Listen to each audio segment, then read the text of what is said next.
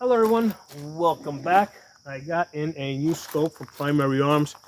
This is a variable 1 to 8, but this is a first focal plane as opposed to the one that I had here for, this one I've had for at least 3 years now.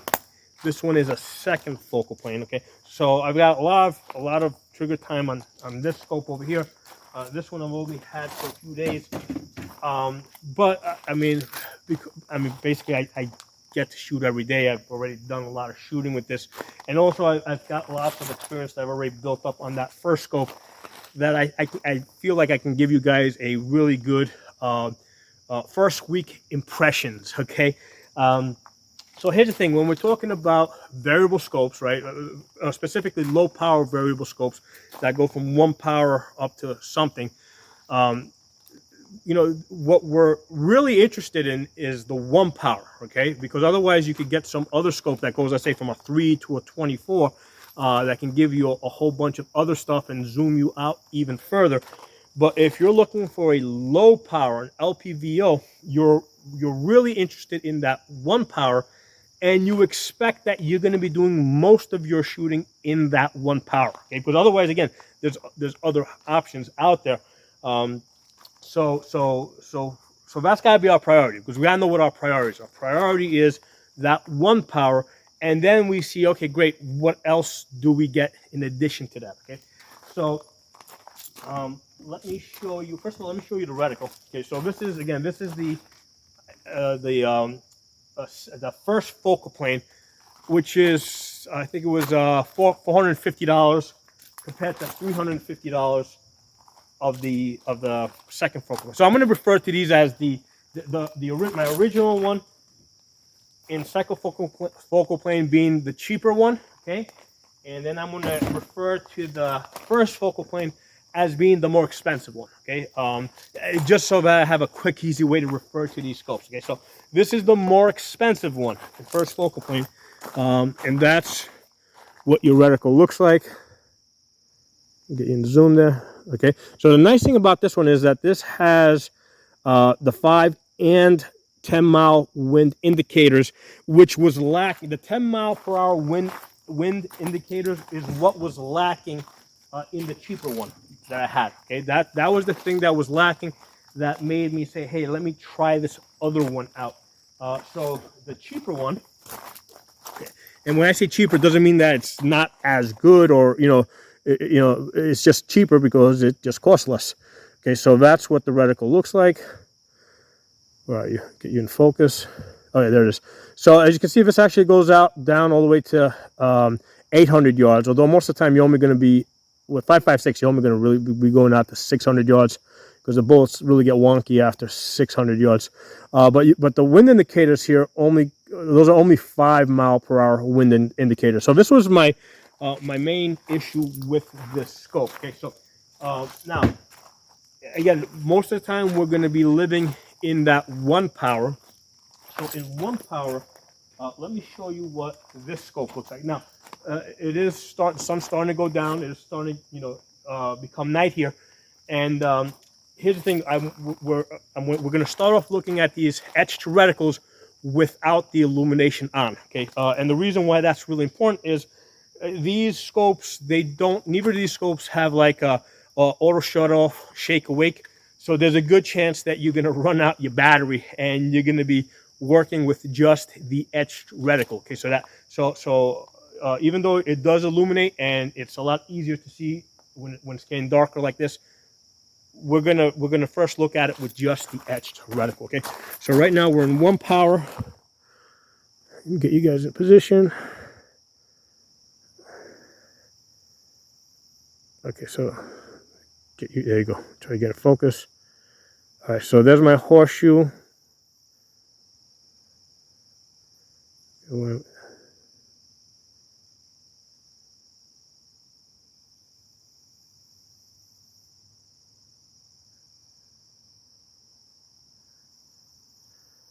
right, let me illuminate this.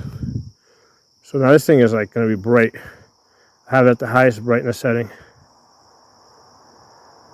because it's normally not that bright. I mean, it's basically like daylight visible. It's not like, but right now it's starting to get dark. So you can see how Yeah, when you turn it, if your battery's still working, yeah, that illumination is nice. But until they've got auto shut off and shake awake, you have to kind of discount that and assume you're going to be working with just the etched reticle. Okay? So now this is, make sure I'm in 1 power. Okay, this is the more expensive one. This is the first focal plane. Okay, what is it? SLx 1 to 8, 24 FFP, first focal plane. So, see how much smaller that reticle is?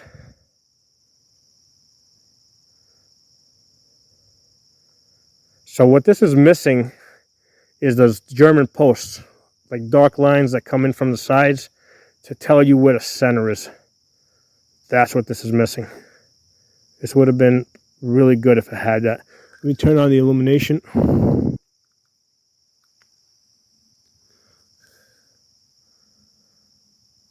So yeah, great with the illumination.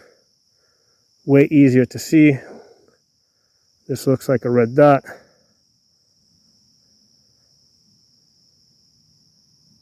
But when we have no illumination,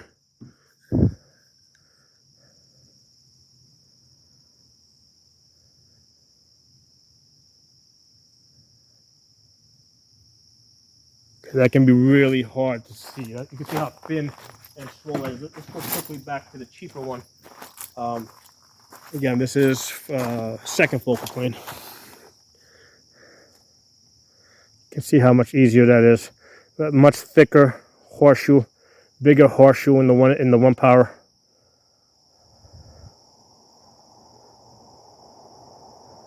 I mean, it would have been nice to have those German posts, those you know, or the duplex lines coming in from the sides. That would have worked better too.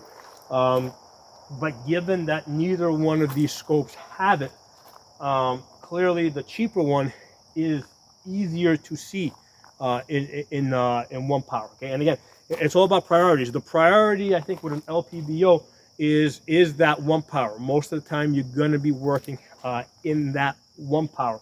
So I kind of discussed this. I mentioned this in the other video that I did where I was comparing first focal plane, second focal plane. Don't be in such a rush to leave the second focal plane, the cheaper scope, for the more expensive first focal plane scope, because you got to be getting something out of it. Okay, what are you getting out of it? Okay, great. You have something that sounds more expensive, is more expensive. Now, the purpose of having a first focal plane scope is if you got, let's say, like a mill grid on it, right, where you have mill lines. As you zoom in and out, the value of those lines stays the same, and you can do your range estimations. Okay, so that's the purpose of having a first focal plane scope where the value of those lines doesn't change. If you have a scope like this one, which doesn't have like a mill grid in it, right, or you know, you're not measuring anything, you're not making estimations based on you know, the distance between the lines, I'm not able to see a benefit to going to the second going to the first focal plane, to going to the more expensive scope. Again, the reason why I did it is because I wanted those 10-mile-per-hour wind indicators, because the cheaper one only has 5-mile-per-hour wind indicators, and I wanted the 10-mile wind indicators for what I'm doing. But other than that, I don't see a real benefit. Like there's no reason why I would recommend this to like the people that I train. I would say, listen, just get the cheaper one. It's going to be a lot easier for you guys to see up close, okay? And you'll also be able to see at distance. Now, at distance, let's talk about shooting at distance now. Now, the at distance, because here's the thing, on the more expensive one, on the first focal plane one, right? What happens is when you zoom out, that horseshoe gets really big, so it looks really nice at a distance. Okay, whereas with the cheaper one, second focal plane, that horseshoe stays the same size in and out. Okay, which is not a problem. Okay, and let me show you guys. I'm going to try and zoom out, and I'm going to try and aim at those rims that are on the ground over there. And it's kind of hard to, let me try and line this up because it can be a little bit difficult in 8 power to, okay.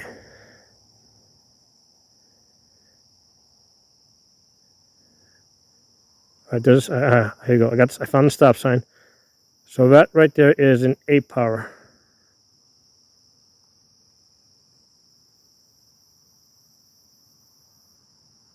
Okay, 8 power, yeah, I see it. Now, I'm going to go to the same stop sign in the more expensive one, first focal plane. We zoom out to 8. See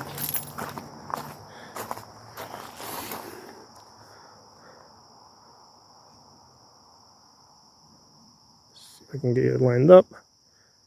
Okay, almost had it.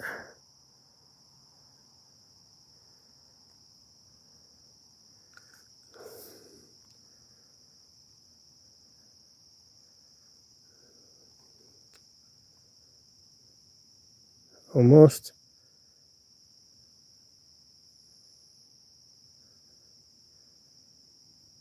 Come on. There it is. Try and line this up in the camera.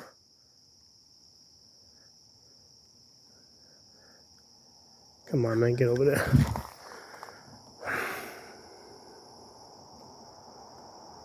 Almost, wait, almost had it. No, wrong. Almost. Oh, there it is. Okay, so you can see how that's way bigger, right? That horseshoe is now way bigger in 8 power.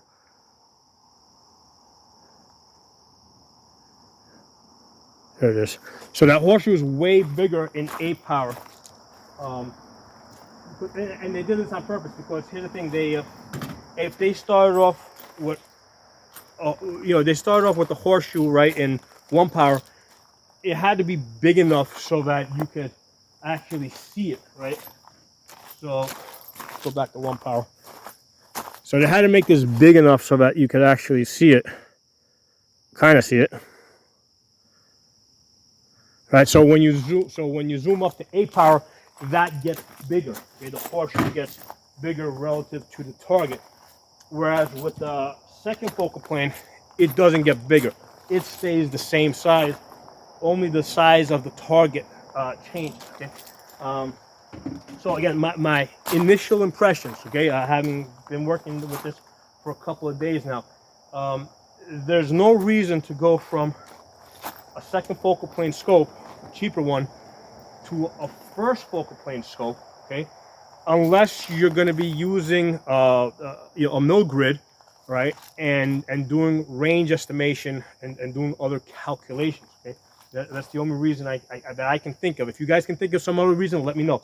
But that's the only reason I can think of to go to a first focal plane, is so that you can do your range estimation. Now, with this one over here, you can do range estimation with the cheaper one, but you're limited to using the size of a man, right? Because they got, and you can only use it in 8 power. So you have to be completely maxed out. You gotta go to 8 power, and then there's line. I'll show you on this. It's easier. So in 8 power, you can either use, let me get behind the camera, the width of these lines over here, you can match up to somebody's chest, or you can match up somebody's height on this scale over here to the side. Okay, so you can either see how tall somebody is or how wide they are on that scale, and you can range estimate that way with the cheaper scope. Okay, now with the first focal, the more expensive one, first focal plane, they don't have the other scale where you can measure by height, but you can measure across. But the nice thing about that is that you can do that at all distances. Although I think that if you're trying to range estimate somebody, you're gonna probably be well past 200 yards, and you're gonna be zoomed up all the way. So here's the thing: even with the second focal plane, yeah, you can only use the range estimation at max power, But if you're going to be using it, you're definitely going to be looking at somebody at like, past 100 yards, where you're going to be using that magnification. If somebody's really inside of 200 yards, you're probably not going to bother to range estimate them, because you're just going to put that chevron on the target and start pulling the trigger. Okay, so if you're going to go to the first focal plane, the more expensive one, the benefit of that is if you've got a mill grid, right, you can use other things to do your range estimations. Like, for example, let's say you're not using a silhouette of a person, right? Let's say you're using a tractor trailer, right? Tractor trailers are an average of 75 feet long. Okay, so you can use something like that. That's pretty standard to do your range estimation. Okay. A door, right? A commercial door is about 84 inches tall. So again, you can use a door to do your range estimation, but you can't do it on this scope, right? On the more expensive first focal plane over here, because it doesn't have a mill grid in there, right? So you really can't take advantage of that first focal plane. Now, you might say to me, hey, Primary Arms does offer scopes that have mill grids on it. You just got to pay more. And yes, you know what? I'm getting that too, okay? They got one that's like $1,400. I already got on order. When I get it, we're going to check it out. But here's the thing. I mean, yeah, you may not be willing to pay $1,400. You might be working at this $300 to $500 range. So I just want you guys to understand where this stuff is coming in at, and what it's going to look like and what you can do with it. Now, they also have another one that I'm looking into. Now, I might get that too. That one is it's about the same money. It's about 400. I think it's like $20 more. It's like $470, I think. It's a first focal plane. Okay, but that actually has a mill grid in there, right? It goes from 1 to 15, and it appears to have well, here's the thing. It has a mill grid. I don't think that it shows wind holds, but you can kind of figure out how to use the grid to do your wind holds, right? So that makes sense, right? That makes sense, because if you're going to go to a first focal plane scope, you need a mill grid in there in order to be able to make use of that first focal plane. So when I get that scope, we're gonna check it out. But right now, in my initial impressions between these two scopes here specifically, all right, the Silver Series Raptor 556, and which is about $450, and the Primary Arms 1 to 8, the cheaper one. Get the cheaper one, right? Get the second focal plane, because I don't think you're going to be able to really take advantage of the other one that has that first focal plane and do range estimations, and mill targets and stuff like that. So those are my initial thoughts. I'm going to keep working with this for a few more days, and if I get any different ideas, I'll do another video, share it with you guys. If when I get the other scopes in, we're definitely going to talk about those. I really like Primary Arms. There's a reason why I've got this Primary Arms scope, and I went and I got this one, and I got more coming in. Don't take my criticism as like Primary Arms sucks or something. Obviously, I bought Primary Arms, and I've been going back to them to buy more stuff. One of the nice things I like about Primary Arms, right, is that they've got lots, specifically in these variable scopes, they've got lots of options, and they're constantly testing out and experimenting with different reticles, and they watch the video reviews that I do and other guys do, and a lot of times you'll see them make comments and offer advice below in the comments section. So they are paying attention to the feedback that we're giving them, and that's part of the reason why I keep going back to them, because I see that these guys are in an aggressive state of development. Okay, they're looking to figure out what's the best stuff to do, what people want, what works for them, and they're trying to bring it out at the best price. And this is, I feel really good about this company. I feel really good about recommending. But like I said, they have lots of products. So the question is, of all the things that they have, which is the right one for you? Which is the one that you're going to be able to utilize the best? Like for example, like here, this one, you know, this one over here, the first one I had, the cheaper one, only has 5-mile-per-hour wind holes, whereas this more expensive one, it has 5 and 10-mile-per-hour wind holes. So if that's the deal breaker, if I have to have a variable scope that has 10-mile-per-hour wind holes, and yeah, obviously I gotta go to this one. I gotta go to the, you know, this, you know, despite the fact that it might, you know, maybe I can't see it so well or as well in that 1 power. If that's the thing that I need, that might be the thing I need to get. Now, in my case, it's like, okay, I'm not, I think I'm losing, in this particular instance, I think I'm losing too much in that 1 power. That horseshoe gets a little bit too small, I think, to be useful. And given the fact that, again, these optics don't have auto shut off and shake awake, most of the time I assume that I'm going to be working with that etched reticle. So that etched reticle has to be very visible. You know, especially like now, like see how it's getting dark, low light conditions. You know, it has to be able to work. Let me see what it looks like in the camera, because the camera usually gives a little bit more light than is actually out there. It's actually a little bit darker than what you guys are seeing. Let me go back to the 1 power. Okay, so in 1 power, right, you can see that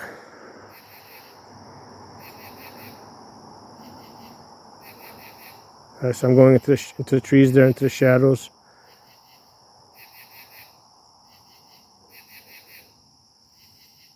All right, let me get the more expensive first focal plane. Same deal. Let's put this in 1 power, because again, like I said at the beginning of the video, most of the time we're going to be living in 1 power, and we're going to be living without the illumination because batteries die. So you see how much smaller that is? If this had the German posts that came in like from all 4 sides, this might have been workable. I pretty much have to go down almost into that gray area in order to see it. So I hope you guys enjoyed this video. Make sure you guys are subscribed to all my channels because they back each other up. My main channel, the Safa channel, which has like more than 4,000 subs, that one's been suspended for a week, so I can't upload anything over there. Apparently I upset the powers that be. So I'm gonna upload this video on my other channels. It's gonna go up on Pocono Shooting, and it's gonna go up on Absolute Gun Rights. And then when I'm able to upload to the other channel, I'll upload there. And also look for it on the uncensored platforms. On Odyssey, on Pocono Tactical. On Rumble, on Pocono Guns. And on BitChute, on Pocono Tactical. Okay. So thanks for watching. Drop some comments below. Let me know what you guys think, and we'll talk again soon.